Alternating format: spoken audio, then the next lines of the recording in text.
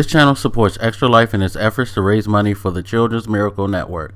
For more information about how to donate and join in their efforts, go to the link displayed here. Extra Life. Play games, heal kids. What up, everybody? This is your boy Blak Magus and another old gamer rant. Trying to figure out something, and I need your guys' assistance. I actually asked a friend this question before I started to record, and oh shit, oh fuck, technical difficulty. Sorry guys, I dropped my PS4 controller, but my controller dropping on the ground kind of is a good segue into what this topic is about, and also my phone almost going off almost fucking made me want to scream, so I went ahead and turned the volume off. Anyway, so I asked a friend about what is his feeling on digital versus physical. Now, anybody who's known me for a while knows that I've always been a fan of physical because I feel digital kind of cheats you just off the fact that if you want something new, it's $60, hands down. Now, if you buy something new physical off of Amazon, you get a 20% discount on the game, which I love because that gives me incentive to stick with Amazon. But sometimes games pass before I can get them, or there's situations where Amazon doesn't have the game, and I have to think about what I want to do. Like in this situation, in this thing that sparked this whole debate in my head and me asking my friend is MLB The Show 18, which is not available on Amazon. It seems that Amazon threw a hissy fit because GameStop got some type of exclusive deal, right? So GameStop has all the exclusives on the packs and stuff like that, and they have the early release. Amazon didn't get the early release thing, so Amazon basically seems to be saying, fuck you, we're not carrying the game until it comes out. Similar to what happened with Star Wars Battlefront 2.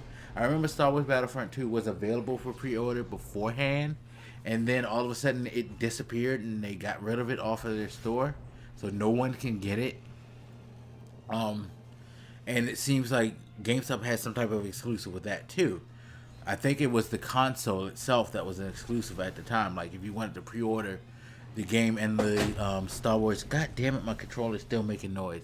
Fuck you, controller. Anyway, but you can get the console, the Star Wars console, and the game in a package only from GameStop.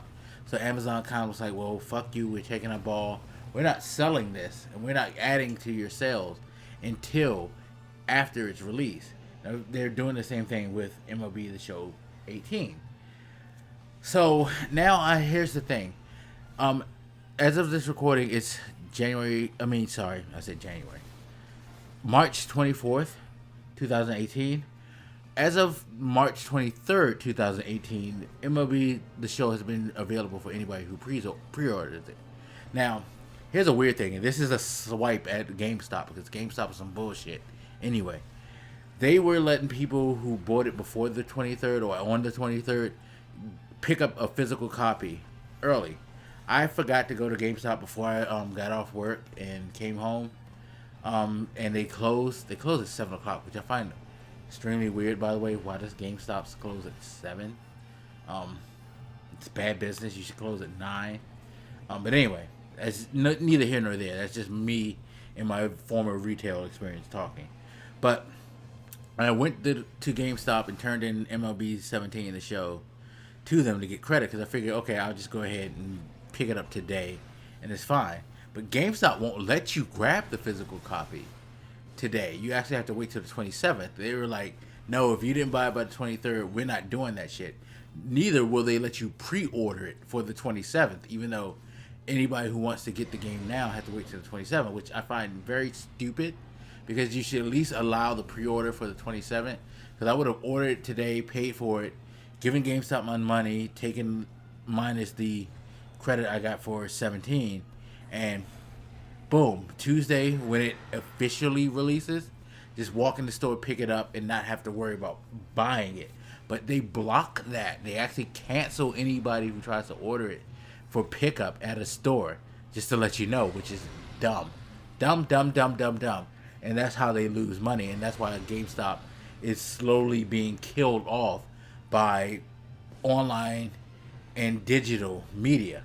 So it just got me thinking, maybe I should just go fucking digital all the way, because I'm on my PlayStation right now and I'm at the PlayStation Store. And if I were to purchase it today through the PlayStation Store for $59.99, I'd have access to play the fucking game now.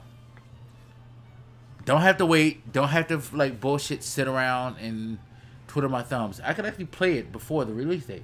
But no, GameStop wants to be bullshit and not let you do that. Turn to PlayStation Store. They can do that. And maybe GameStop lets you do it digitally, but I haven't investigated that because the site's convoluted and it doesn't seem like when I tried to do it digitally, they were going to allow me to actually use the fucking digital code today. It's just dumb. I didn't purchase it, so I'm thinking maybe I should just go ahead and do it through the PlayStation Store right now. And it just brought up the debate on the digital versus physical, because again, I find it kind of fucking messed up that you still pay full price for a digital copy, which you don't get the packaging, the disc, nothing that costs the company to make this game. Yet I'm still paying. Well, when I say make this game, I mean physically put it on the disc, like manufacturing costs. Of course, development costs is still there, but manufacturing costs are not there. But they're still getting the same price as they would if I had a box, a physical disc, and something that I could trade in. And that's always been my holding line with the physical versus digital. It's like, I can't trade in this game. Once I buy it, it's mine. It's always mine. And it's only mine until they decide we're going to eject this from the physical library. Which happens to games. Like, to be real, we've seen games that have been decommissioned physically, or like have servers cut off. Any game, even if it's physical. If it's a game and it connects online, they're not going to maintain these servers forever. And that is part of my reasoning for keeping physical, because even if they did commission the online stuff, I feel like it'll be less of a hassle if I have the physical version, because I can always reinstall it. Although I feel like nowadays gaming companies kind of realize that even though the servers are done, there are parts of the games that still work without online usage. So I don't know. It's a weird aside. Then I mean, and it's like I know this, knowing that even though I'm one of those older people who are used to the old way of doing things, I'm much more reasonable than most people. It's like, look, nothing lasts forever. Nothing's going to be maintained forever. Nothing's going to be supported forever, especially in this digital age, because that shit costs these companies money. And being a business student right now in my old age, and even before being a business student, I already knew this. If a business has a cost that makes no sense, they're going to fucking cut ties with it. And it makes fucking sense for them to cut ties with it. Why am I going to keep servers active for a 5-year-old game, knowing that I've had a new iteration of the game, or I have several new iterations? It's just like Call of Duty. I find it amazing that they can maintain their service at the same time. I understand why, because there's still crazy people who are willing to go out and buy the older versions and put money in their pockets for and they're not buying the older versions for dirt cheap. Activision charges you still $30 a pop for older games, so they're getting at least half of their revenue off of like up to 10-year-old games, which boggles my mind that you fuckers are out here doing that with those games. But that's a whole nother old gamer rant. But with other games, it's like that have pretty much lost their whole fan base and their whole like player base. Yeah, I'm not paying to keep maintaining these servers. I'm cutting that shit off. That's money out of my pocket as a business, and it's smart. It's smart, and it's funny because we as consumers will rail against that, and we'll scream, and we'll kick, and we'll be just like up in arms against it. But at the end of the day, we do the fucking same thing. You know what I mean? Because we're not going to spend extra money that we don't need to spend extra money on if we don't have to spend extra money on it. You know? If it's useless, get rid of it. That's the way consumers think.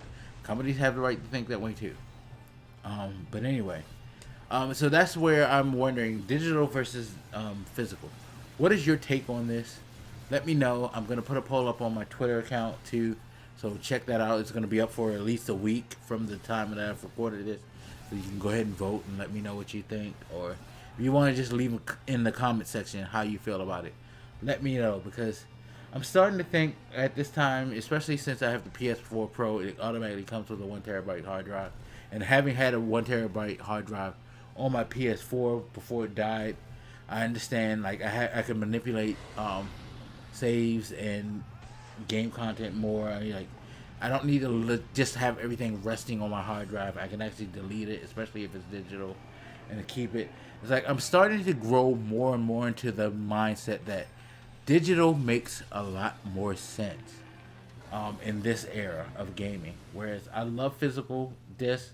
I love being able to own the disc, having it with me, not fucking having to be bothered. Plus, the fact that places like Amazon actually will give me a discount on the physical version, so I don't have to pay the full price of a game. You know, they give you 20% off on every physical purchase that you get on Amazon, which is fucking great for me. Saves at least $12 a game. Sometimes digital seems to be more convenient depending on where it's, being offered. And it's funny because as I do this whole thing, I am sitting here fucking pre-ordering the physical version of Shadow of the Tomb Raider, which was announced because it's going to be cheaper to get it from Amazon. Hilarious. But anyway, just let me know what your take is on the whole situation again. I've asked this question before, but I want to ask it again. So, that being said, as always, feel free to hit me up. Let me know what you think, and I'll holler at you later. I'm going to go study for my midterm. This your boy Blak Magus, and I'm out. Deuces.